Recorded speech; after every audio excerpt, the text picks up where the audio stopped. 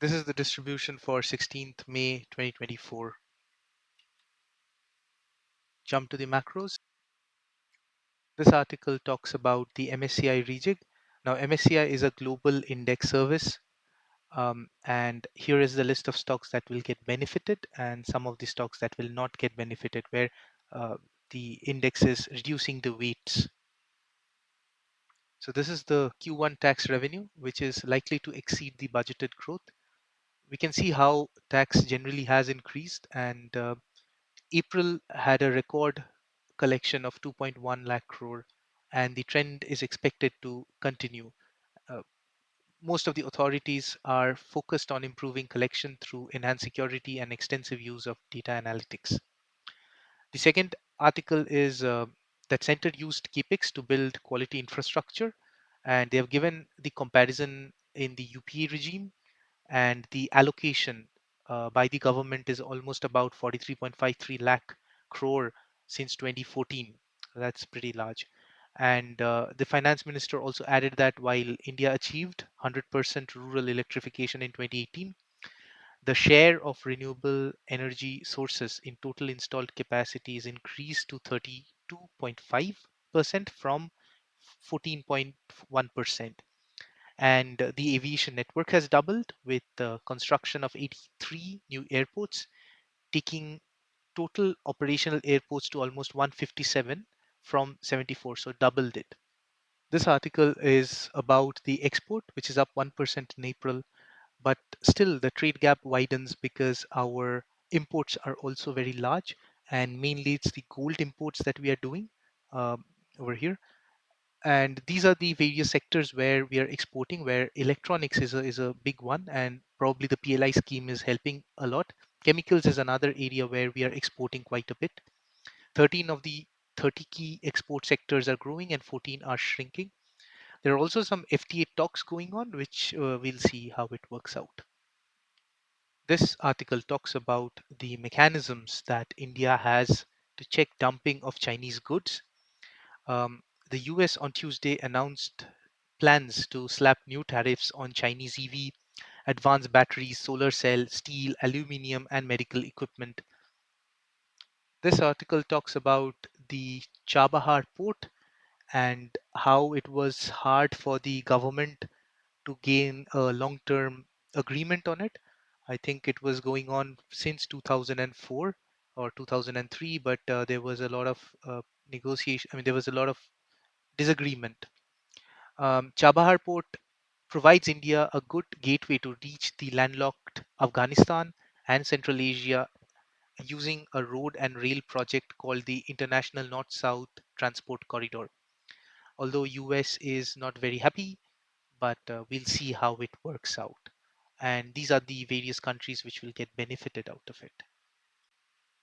Now, other stock related articles or business related ones, some of the PSUs which are exploring critical minerals outside. So this is basically Khanish Bidej India Limited or Kabil, and then there is which is a JV of three PSUs: Hindustan Copper, MECL, and Nalco. Then NMDC is trying to study lithium exploration in Australia. Coal India is looking for lithium in Chile, and ONGC Videsh is eyeing critical mineral assets overseas. This is an interesting article where PE firms are getting interested in snacks. Now, majority of consumers prefer snacks over meals, and 88% consumers snack daily, and 60% snack twice a day. So this is a very interesting, and there are some investment which Bain and Temasek have done, and probably they are going to take some position in Haldiram snacks.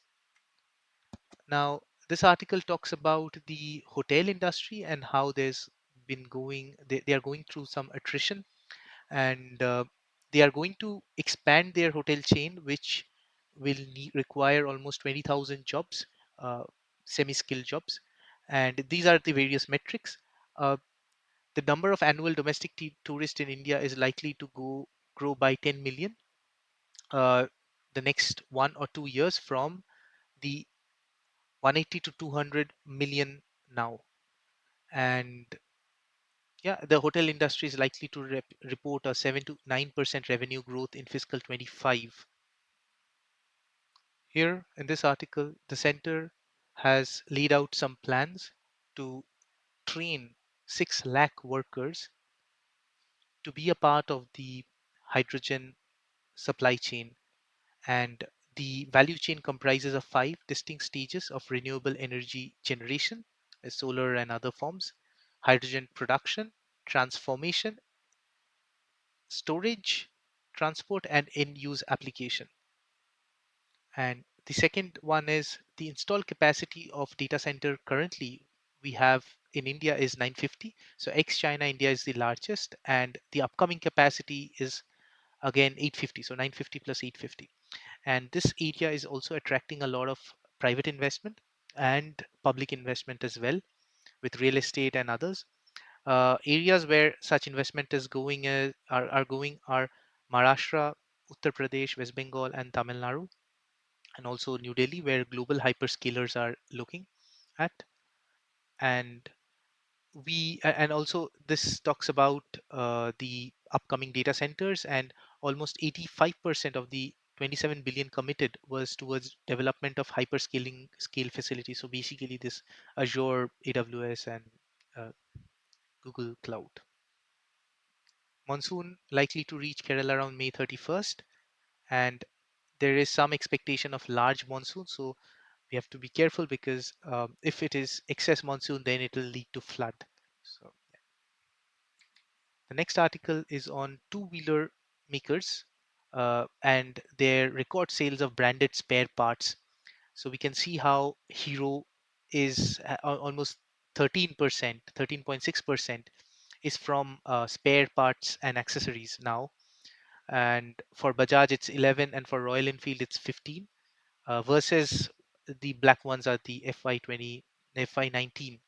So people are planning to buy genuine parts like brake pads, headlights, speedometers, accessories, etc. So this article talks about the April tractor sales, which did not perform well because of elections. There was low reservoir level, decreased haulage activity, and post-election and some good monsoon, we would expect the domestic sales to pick up. Mahindra saw flat growth. Then Sonalika tractors, Escort Kubota, they should do good. So we could track the tractor ecosystem to see some plays. The next article talks about DLF and its super luxury projects. So luxury projects of above 50 crore and premium luxury each unit 7 crore.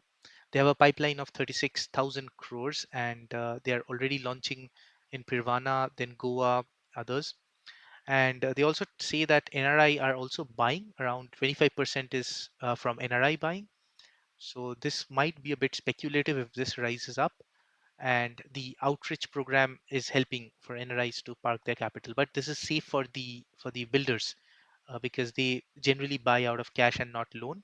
But if NRI activities spike, that means they are using this as an investment, and that could create a bubble in the real estate space.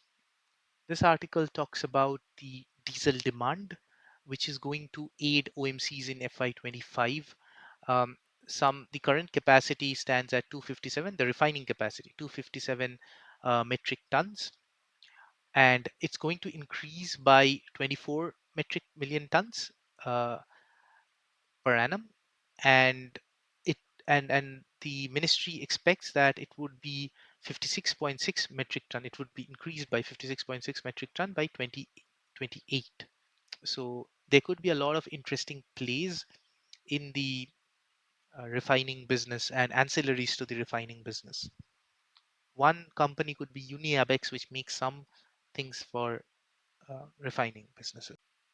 Now, rice export dipped to 27%, uh, to 16.35 metric million tons, mainly because of the export ban by the government to stabilize the prices.